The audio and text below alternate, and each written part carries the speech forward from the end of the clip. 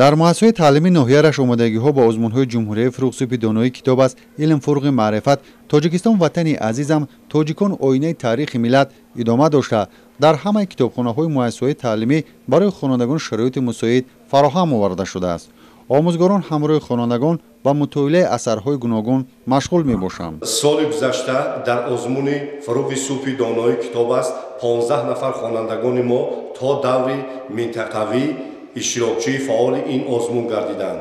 оиди озмуни илм фуруғи маърифат ҳаминро гуфтанӣ ҳастем ки соли гузашта 10 нафар хонандагони мо фаъолона ғолиби озмуни ноҳиявӣ дониста шуда, дар озмуни ҷумҳуриявӣ 3 нафари онҳо фаъолона иштирок намуданд ва имсол низ тайёриҳоро дар ин самт пурзур карда истодем то шогирдон дар сатҳи ҷумҳуриявӣ соҳиби ҷойҳои созовор гарданд. маҳз ҳамин меҳри китобхонӣ буд ки дар ин озмун хонандагон ва омӯзгорон фаъолона ширкат варзида соҳиби мақоми ифтихорӣ гаштанд.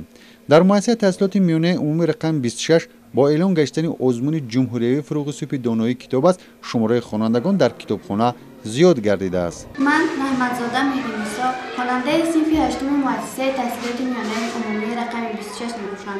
ман порсол дар озмуни ҷумҳуриявии фуруғи субҳи доноии китоб аст иштирок карда аз даври минтақавӣ ба даври ноҳиявӣ ва аз даври ноҳиявӣ ба даври ҷумҳуриявӣ роҳат ёфтам.